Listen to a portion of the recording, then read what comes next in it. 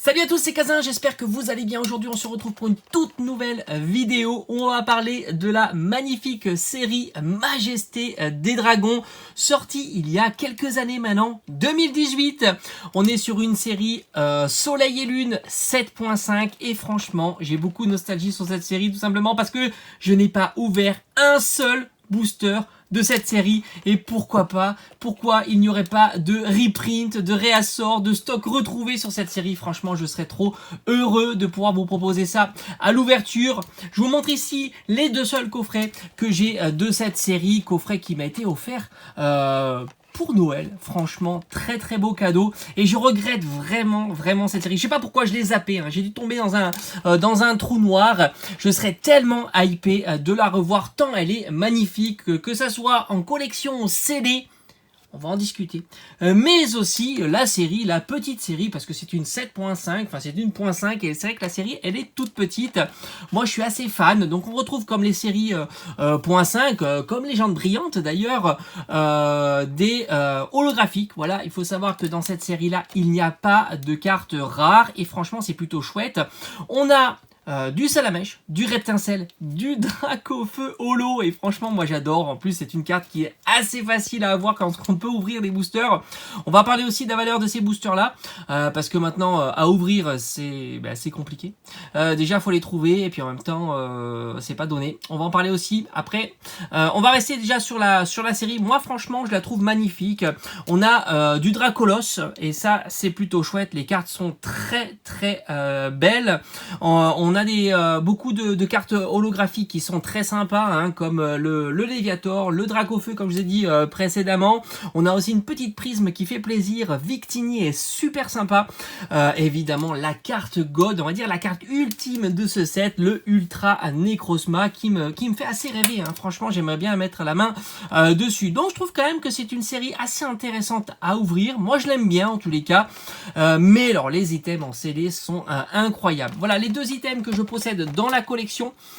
Donc il y a 3 boosters à l'intérieur. Moi je les ai tellement trouvés beaux que je me suis dit je vais pas les ouvrir quand je les ai reçus en cadeau. Je les ai trouvés magnifiques. On a eu le droit à du Latios et du Latias en carte promo holographique. Magnifique. Un petit pins, même si c'est vrai que je suis pas spécialement fan des pins, et ça vous le savez. Les illustrations des boosters sont magnifiques. On a même la chance d'avoir un Dracofeu et c'est toujours top d'avoir une belle illustration de Dracofeu. Celui qui va avoir toutes les illustrations des boosters en CD de Dracofeu, ben voilà, faut mettre la main sur Majesté des Dragons. Et franchement, c'est pas de tout repos. J'ai oublié de dire aussi que l'on a évidemment du Hippo Roi, magnifique, mis à l'honneur dans cette série et il est assez incroyable. Donc il faut savoir qu'à l'heure actuelle, grosso modo, un booster de Majesté des Dragons, on est aux alentours de 40-50 euros. Ça veut dire qu'un petit tripack comme ça, on est aux alentours de 100 à 150 euros. Donc c'est assez énorme et franchement, pour ouvrir des boosters Majesté des Dragons, c'est assez compliqué. Il faut savoir qu'en 2019, moi je me rappelais, quand j'achetais quand je faisais mes achats de destinés occultes, les Pokébox, on trouvait encore du Majesté des Dragons. Donc voilà, 2019, on en trouvait, mais depuis, plus rien. Alors sous la forme de tripack, je vous précise. D'ailleurs, franchement, je regrette de ne pas les avoir achetés, ces tripacks qui traînaient dans un Leclerc comme ça et personne n'en voulait.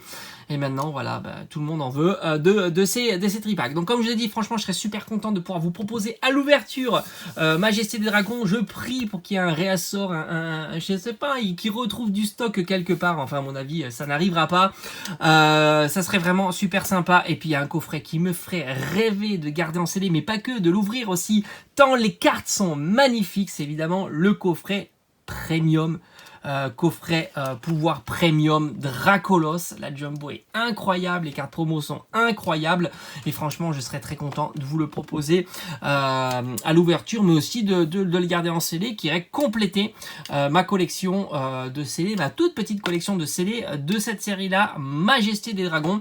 Et puis bien sûr le TB, franchement le TB est vraiment super sympa. Alors je crois que c'est Mandrillon qui est mis à l'honneur dans cette de TB, mais je suis pas certain, à vérifier. Puis il y a eu d'autres coffrets qui sont tout autant incroyables, qui sont sortis avec des Kyorem, il me semble, sortis sur cette série.